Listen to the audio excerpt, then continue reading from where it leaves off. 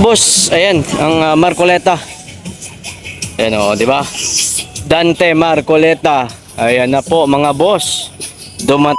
Dito inaresto daw po o nahuli daw po si Senator Marcoleta at si Kong Mike. Hindi po ba voluntary surrender po sila? Voluntaryo actually Friday nung nalaman nila na talagang iba ang power ni Jesus Judas Remulla na talagang bendalo na pagsampa ang bilis pagsampa ng pagbigay nila mag-i-issue agad ng warrant. So nung nalaman nila nag-file sila ng motion to squash yung information. At motion to delay the issuance of warrant of arrest. Ngayon, Senate, na-receive Senate ng Friday. Pina-receive ng Friday, ang hearing Monday. So pumunta si Senator Marcoleta kahapon bilang nananalig siya na may hustisya. Ang nangyari, GRO nung pagka-start ng hearing, parang nadismaya ako dahil nandun din naman ako. Talagang buti pa sa bar may hustisya. Pero sa government institution, walang hustisya. Ang nasa Pasay ata, tsaka nasa mga nightclub na lang ang mga hustisya Parang iba yata yun, sir. Parang iba yun. Hostess yun, sir. Hostess siya. Hostess ba yun? Iba po yun. Parang iba yata. Pero hindi, mukhang mas madangal pa ata sila Mas may dangal pa. Mas maganal pa. Sa mga nasa loob. Ngayon, kita nyo naman kung paano nilalampaso ng defense lawyer itong mga prosecutor na ang linis mga prosecutor na yan. Ang laki ng kinita ng mga congressman prosecutor. Talagang circus pero sila ang napapahiya. Nakakalungkot dahil napapanood tayo sa buong mundo, lalong bumababa ang kredibilidad at pagkatao natin Pilipino. Kita nyo naman nung nasa Canada sila, although siguro parang natutuwa ako, pero nalulungkot din ako dahil yung bansa natin ang napakababa na ng pagtingin sa bansa natin. Nakakalungkot. Sir, last na. Hypothetical question. What if ma-impeach mo si Bibi Sara sa Senado? Yun naman talagang gagawin nila Pero malay mo, God is good. Di ba? All the time. Siguro, yung mga hudas, hindi mananaig yan. God is good, di ba? Pakita mo naman, si Escudero, mukhang sabi nga nila, mukhang nagkamali kami kay Chis, Kasi tingnan mo kung mag-preside si Chis, napapahiya sila, di ba? Sana magtuloy-tuloy ka, Chis. Sir, amin lang po. Kung sakasakali po ma-impeach po si Sara, hindi na ako makatakbo sa 2028. Meron na ba tayong plan D? Natin. Kailan ba nananaig ang masama? Kung ngayon nakikita natin sila, pansamantalang nananaig sila, pero definitely sa kauli-ulihan, hindi mananaig ang masama. Hindi mananaig. Ako, naniniwala ako na mahal tayo ng Diyos, binigay sa atin ng Diyos to, hindi tayo papayagan ng Diyos na may dahil sa mga mangilan-gilan na may madilim na, hindi lang madilim ang mga muka, kundi madilim ang mga konsensya, na papayagan na yung ordinaryong mamayan is magsasuffer pa. Thank you, Tay. Yes. Maraming salamat, Tay. Pabo lang sa isa-isa. Pabo lang sa kasunod. Baka may opinion, may mensahe po kayo kay Luis Tro. Nakita nyo naman siguro yung video, bumula yung bibig niya. Ano po mensahe nyo po niya?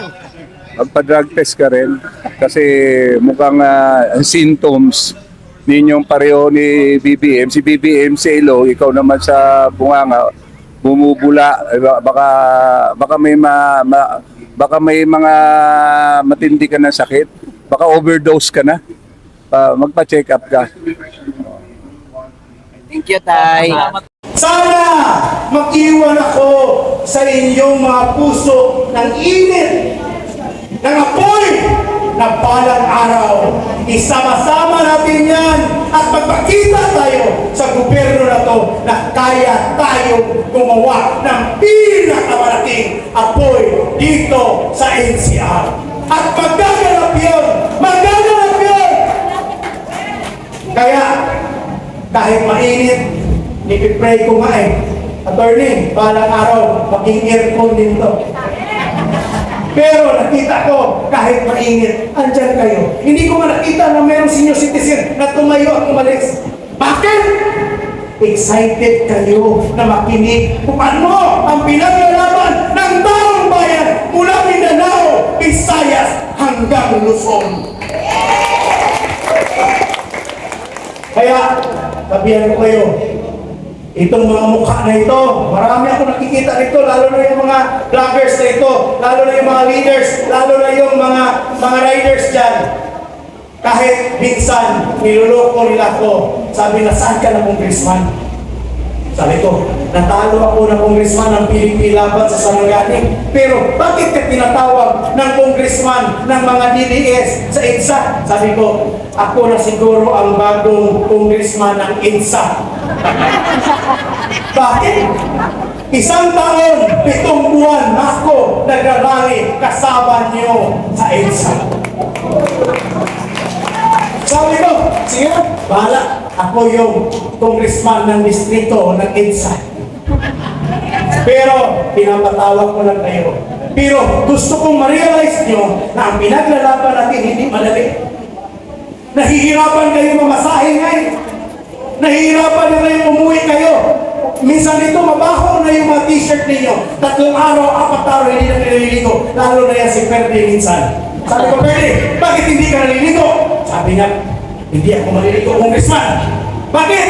Para kung maglaban na yun, kasama ang laban ng mga NBI at police, matakot sila sa akin din. Mabaho na ako! Sabi ko, may ganun pa nalalaban. So, sa mga kababayan ko, dito sa Muntinlupa, ulit-ulitin ko sa inyo, mananalo tayo. Kahit madilim ngayon, darating ang panahon na may liwanag din. Ito po yung mga pamilipod, Joaquin Belmac, ang founder ng Tabag Mindanao. Ako yung nasa likod ng Sara All For You. Ako yung nasa likod na gaganapin natin biyaheng Pilipinas, Duterte pa rin. Lalabanan natin, ikutin natin ang Pilipinas. Protect Inday Sara movement and protect the Constitution. Sa muli, isigaw natin, Inday Sara Duterte! Inday Sara Duterte! Malakas pa! Inday Sara Duterte! Inday Sara Duterte! Salamat at magandang hapon sa inyong lahat. Tugal pinaguli sa ating buhay. Salamat po. Kung hindi na ako ng permiso sa inyo, yung bang pangalan nyo at yung kong pwede namin balita rin? Balita rin mo yung kong at yung pangalan ni Kong. Nay. Kong, okay ba sa inyo? Balita rin namin? Yung Kong. Wala? Alay siya lang po. Totoo ba yung Kong? Naniniwala po ako.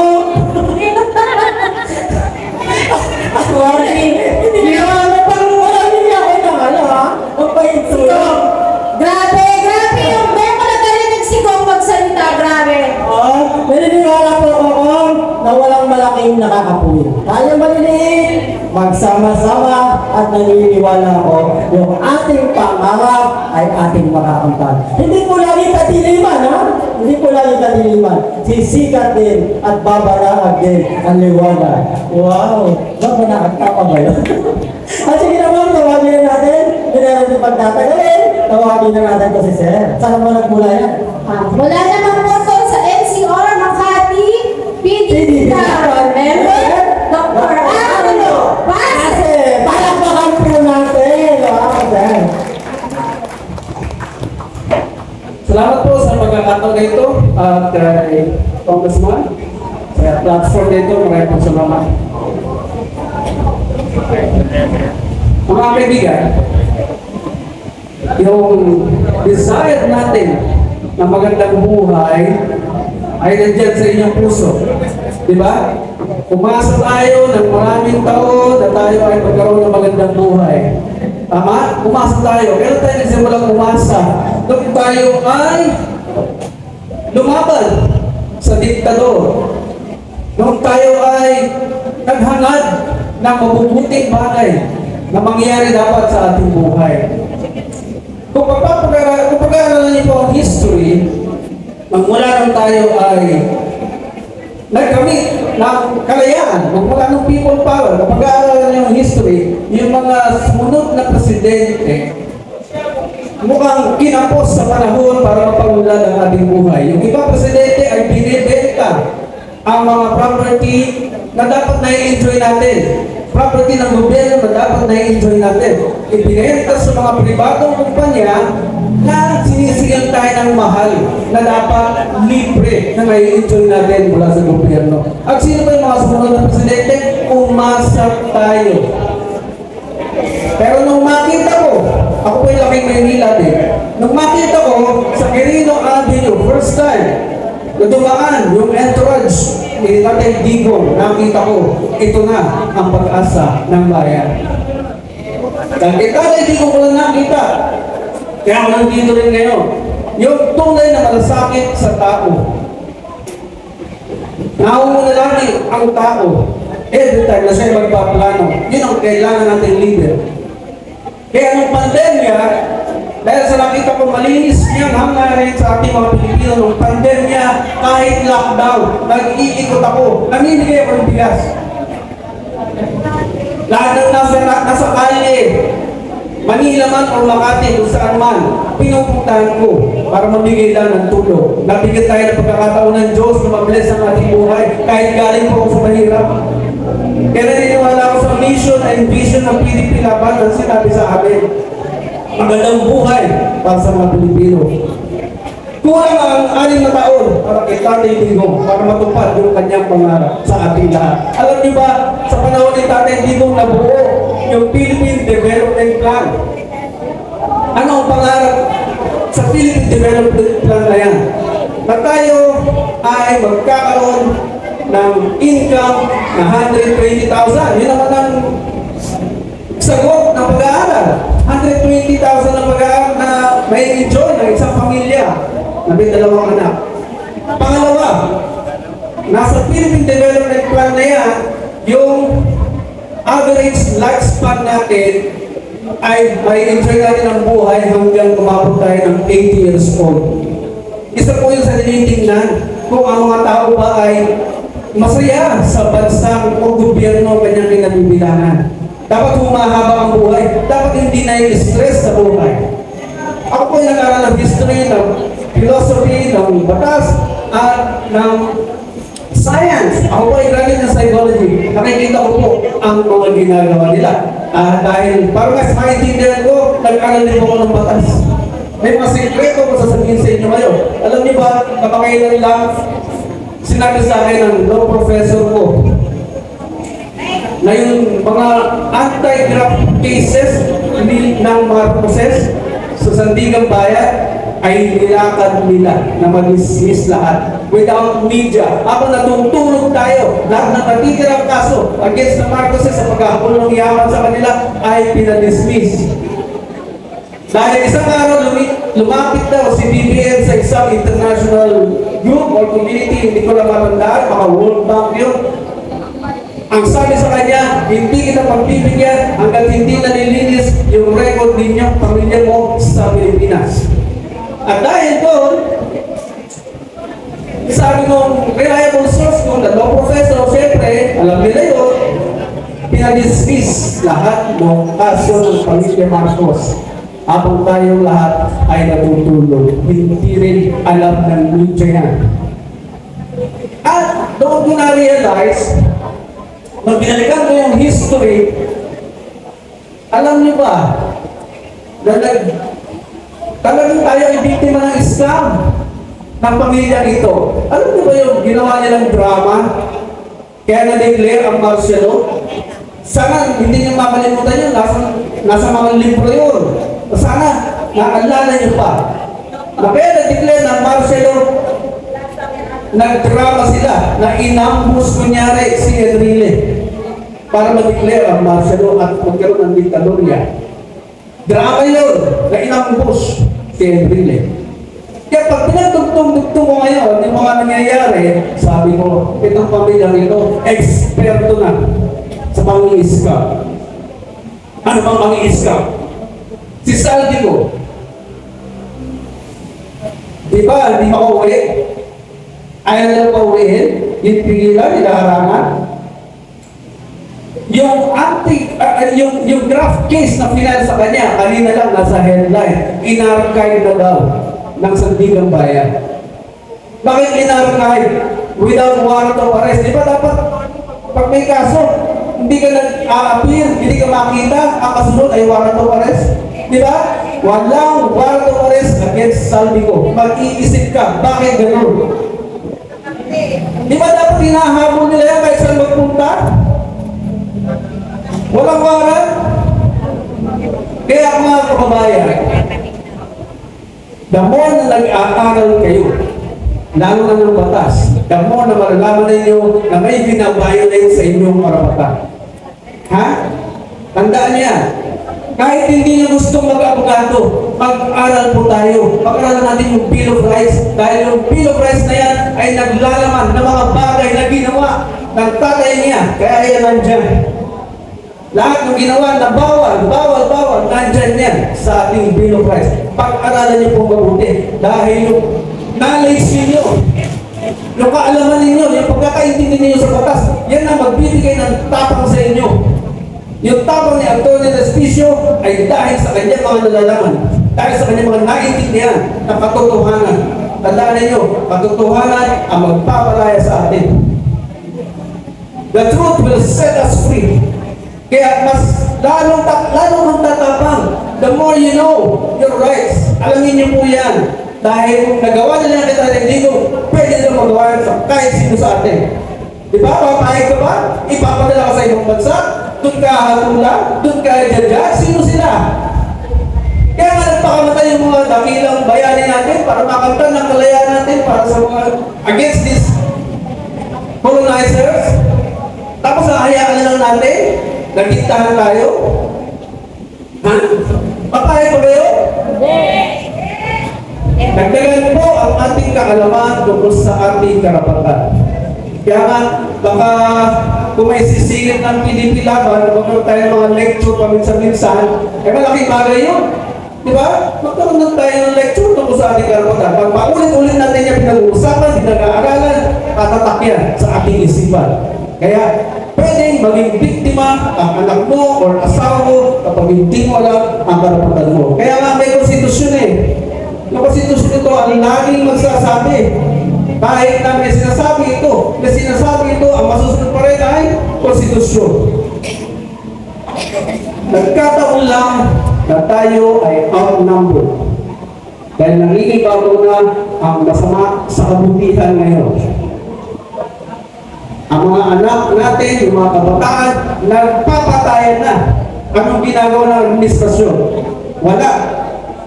Study, psychology, study. Pero kung nagsasalita sana yung presidente sa mga kabataan, mga anak, maghunos dili kayo. Narinig niyo ba siya nagsalita? Pagkatapos ng barilan sa eskwelahan, sa Tacloban, narinig niyo ba siya umakto? At naging concern? Wala, di ba? Samantalang nasa konstitusyon natin, baka hindi niya alam na ang pamilya ang sandigan ng ating bayan. Pag inayos mo ang pamilya, maayos ang pamayanan. Pero wala siyang kibo, wala siyang sinasabi, kahit napakarami na ng insidente na kabunuan ng mga kabataan ligaw na nangyundas. Kaya, sana, mga kabayan, yung tapang ni Antonio Despicio, sabi ko nga sa kanya kanina, sana lahat ng Pilipino ganyan ikatapang. Kaya doon nagagaling yung hugot niya sa kanyang kaalaman. Nalaman niya yung totoo, nalaman niya yung tama. Kaya pag kayo po nag-aaral mismo sa sarili ninyo, lalo kayo tatapang. Hindi kayo papayag na pagsalamantalahan ng inyong karapatan. Bakit? Sino ba ang pwedeng mag-abuse sa ating karapatan? Hindi yung mga may power, yung nakaupo, di ba? Sila mismo, yung kakain sa inyong buhay. Yung simpleng transaction ninyo sa gobyerno. Ate, kuya, lagay mo to, dalhin mo to, dagdagan mo to. Eh kung hindi mo naman naiintindihan, sunod-sunuran ka. Di ba? Samantalang kung naiintindihan mo yung karapatan mo, teka muna karapatan ko yun, bakit mo pinagkakain sa akin? Bakit mo ako pinahihirapan? Di ba? Makukuha mo ang gusto mo. Kaya nung sinimulan ko pag-aralan ang ating human rights, doon ko nakita na mayroong malaking paglabag sa ating karapatang pantao, lalong-lalo na kay Tatay Digo. Kaya kung mapauwi lang yan, kahit ako, kung mapauwi lang yan, sigurado ko, makukuhayan tayong lahat ng loob at magkakaroon tayo ulit ng malakas sa pag-asa. Kaya yung mga anak na nagtatagal ng pangalan Duterte, kahit na i-impeach sila si VP Sara, may Duterte pa rin natitira. Hindi na naisip yun. Hindi na na-realize yun. Di ba? Merong baste. May pulong. Na ramdam ng taong bayan ang pamamahal ng Duterte family sa ating mga Pilipino. Kaya, merong isang kasabihan ng isang Prime Minister ng United Kingdom. Sabi niya,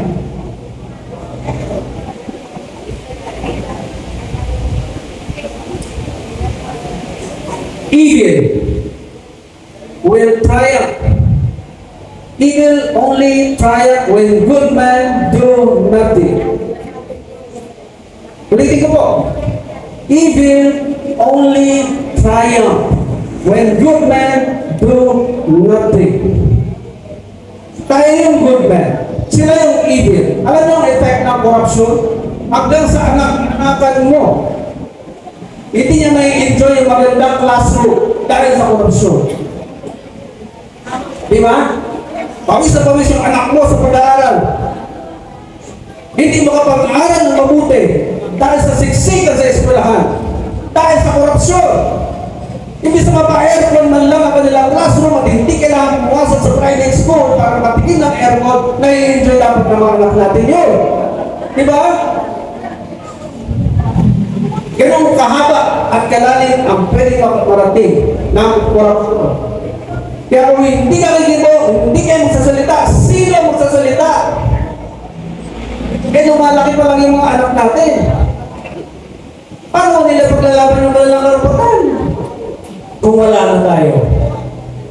Kaya anumang ginagawa natin dito ngayon, ito ay hindi para lang sa ating sarili, kundi sa ating mga anak at sa mga anak nila, sa mga susunod na henerasyon. Kaya kung hindi kayo gigibo, sino gigibo? Mananaig lagi ang kasamaan, ang korupsyon. At meron pang usap-usapan na baka biglang baguhin ng konstitusyon at kung kaya natutulog at biglang ma-extend yung kanyang termino. Papayag ba kayo doon? Kaya lagi tayo dapat gising. Ha? Mga kapatid? Kausapin ninyo ang inyong mga kaibigan, kapamilya, kamag-anak kung gano'ng kalinis ang intensyon ng Duterte family sa ating kinabukasan. Maghihikayat pa kayo ang mga kaibigan ninyo. Pakita ninyo yung tama, yung katotohanan para hindi rin sila magduda sa sinasabi mo. I challenge you. Pag-aralan po inyong karapatan para hindi kayo biktima ng abusadong gobyerno ito. Kaya ini-encourage ko kayo lahat. Ulitin ko, nananaig ang kasamaan kapag ang mabubuting taong gaya ninyo ay hindi nagsasalita. Kaya magsalita po kayo, stand up for your right, stand up for your children, stand up for their future. Maraming salamat.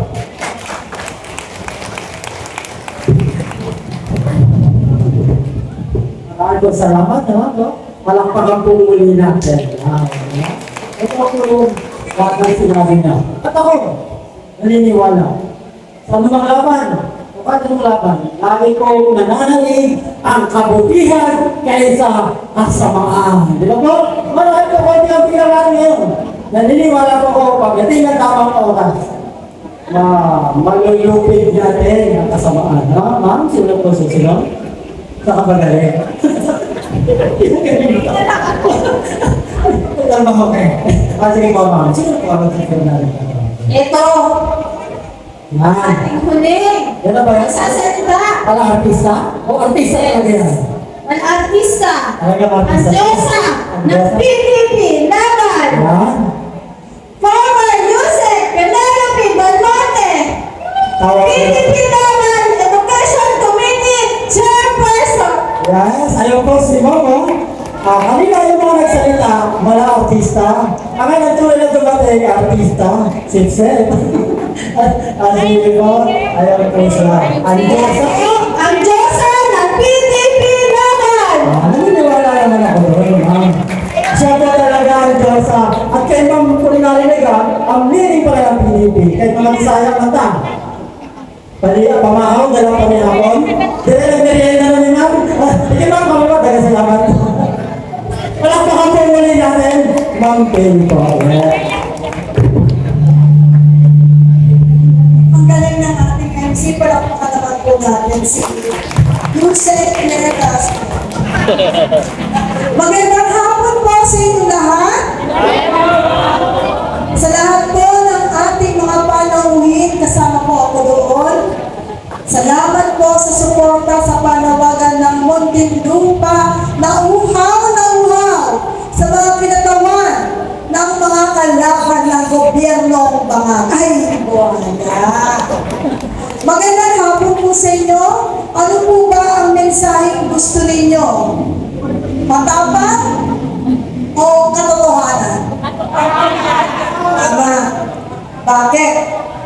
Una sa lahat, gusto ko magpakilala. Ako po si Captain Balmonte, ang Education Committee Chairperson, and also dagang salamat po sa inyo lahat dahil sinusuportahan niyo po ang ating pong live podcast every Wednesday, 9 a.m.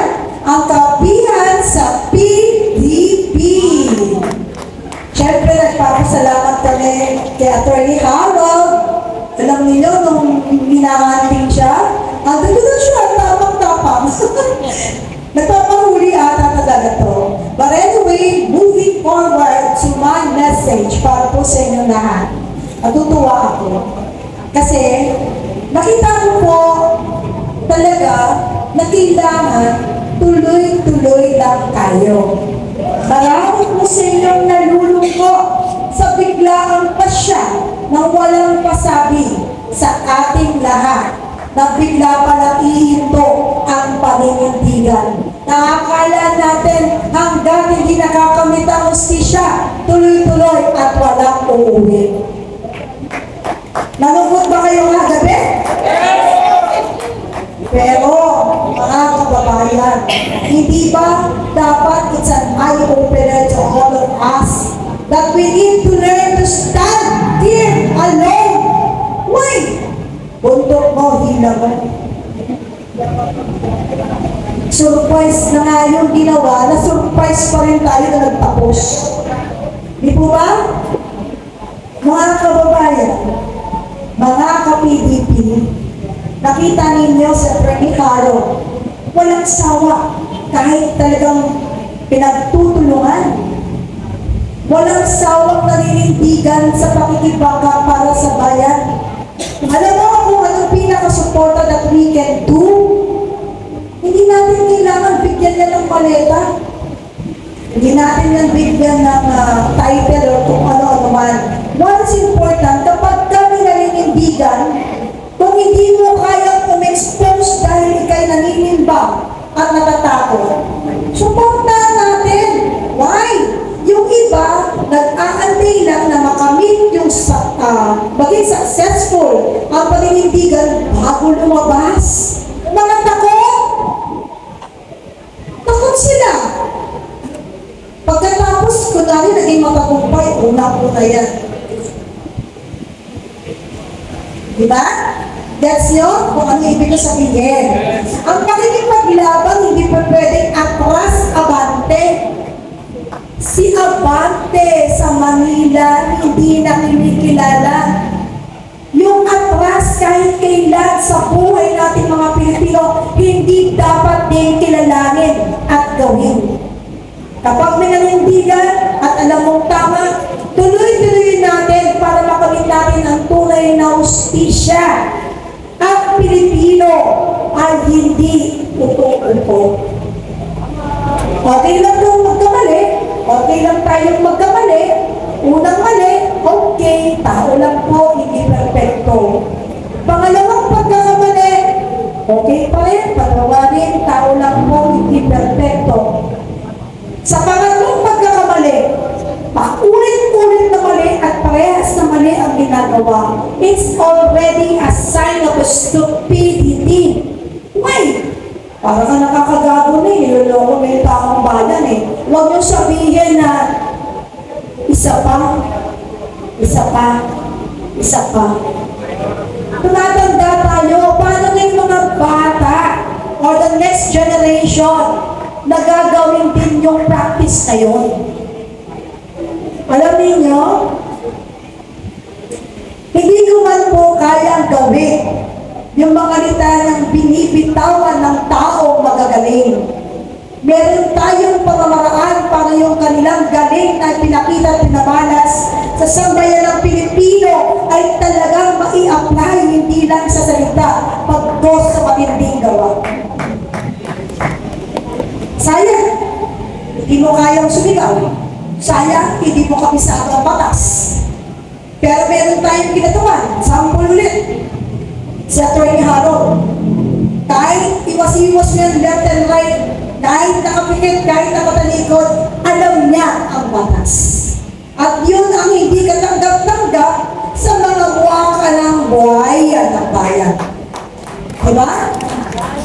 So mga kababayan, thank you very much po sa binigay ninyong oras para po makinig sa aming mga kinatawan na talaga naman pong nakikita ninyo maya't maya na sa social media. Ako po medyo hindi. Sila po sikat sa social media.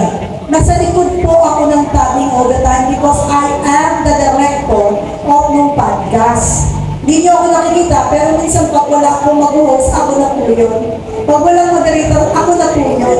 Pag wala akong gagastos, ako na rin po yun. So it means a one-man show. But it will not stop me doing the right thing because that is our platform na magkaroon ng isang lugar para magtipon-tipon yung mga taong suppress o hindi nabibigyan ng pagkakataong maninig. Kaya kayo pong lahat, huwag niyo marihin ang inyong pagiging simpleng mamamayang Pilipino dahil unang-una, yung pagiging simple ninyo, baka nakakalimutan ninyo, ang bawat isa sa atin ay may aking lakas. Huwag natin silipin ang lakas nito. Attorney, dito, at lahat ng mga guests po dito, yung lakas ko, huwag niyo silipin.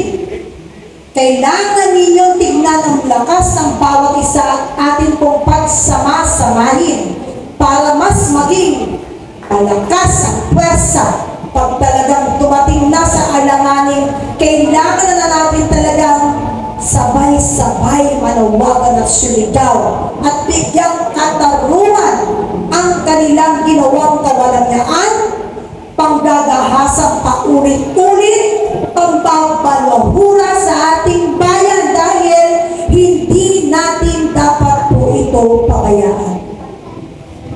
Mga kasama, PDP na po ba ang lahat dito? Yes! Sino po ang PDP? Salamat. Alam niyo, we might look stupid. We might look low. But, knowing the principle of our party, lalo na kapag talagang ninamnam nyo at ilalukay ninyo ang bawat prinsipyo ng ating pong partido, ang partido Partido Demokratiko Pilipino, lalo nung sasabihin, taas noo ako bilang Pilipino, kasama ng partido aking pong kinilala, ang Partido Demokratiko Pilipino, dahil naniniwala kami sa mga prinsipyong dapat natin i-apply sa araw-araw nating pamumuhay bilang Pilipino, dahil yan po ang magiging guide natin para sa maging magandang kinabukasan. Ang mga hinaharap na atin po talagang kakaharapin kasama ng ating mga mahal sa buhay. Yan po talaga ang dapat natin tutukan ngayon. Lahat ng mga kababayan natin, lalo na yung mga riders dyan sa likod, saludo po sa inyong katapangan, sobra. Ang malaki lang natin dito, hindi tayo tatapatan ng maleta. Kasi huwag kayong magpauto sa maleta. Ang maleta pwedeng walang laman, pwedeng may laman. Ang nakakalungkot nito, hindi mo pa nakikita ang laman. Kapag pumayag ka dahil may maleta, parang binenta mo na ang kaluluwa mo kaysa panas. Diba? Dahil, mga kababayan, ang pera, ang kwarta, yan ang ugat ng lahat ng kasamaang nangyayari sa ating bayan.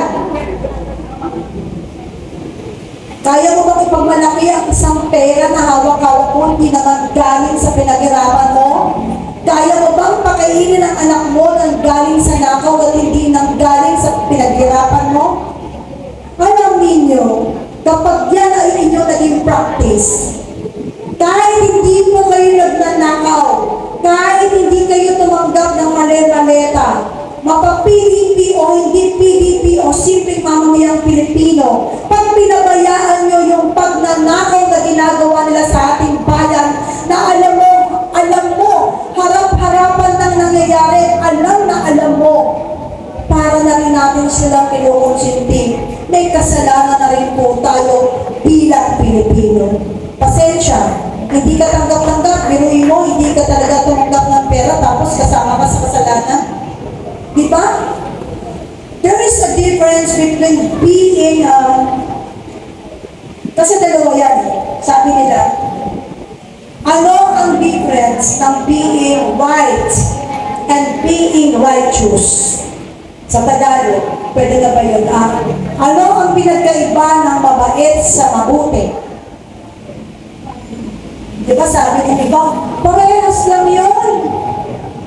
Parehas lang po yun. Sabi ng mga Bisaya, di ba parehas lang yun? Tagalog kasi yun eh. But you need to understand, I will share something. Okay lang po ba yung oras? Being right or being mabait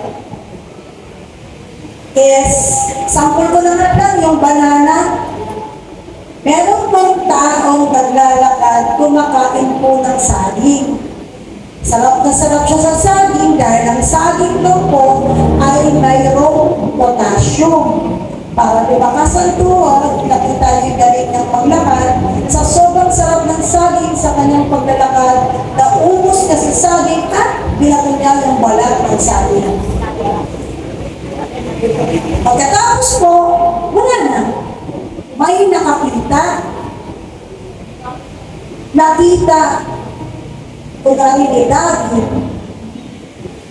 Sabi niya, kuya yung balat. Baka mamaya huwag kayo magtapo ng basura dahil bawal dito.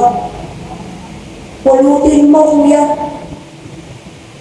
Hinignan lang siya. Siyempre, siga si kuya. Pero, sinabihan siya ni David. And that is being right. Mabait si David. Dahil sinabi niya eh, talaga naman pangit yun eh. Kumakain ka sa isang malinis na kare, tapos pagkatapos mong kainin, pinato mo ang balat. So now, how to be righteous? Paano maging mabuti? Paano po kaya? Sige po. Welcome po. Educate me, ma'am. kaya? Paano magiging mabuti yung mabait?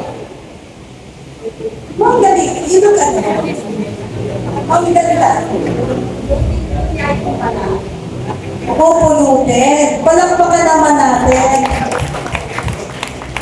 That is being right. Pupulutin. Mabait ka, ma'am. How to be righteous?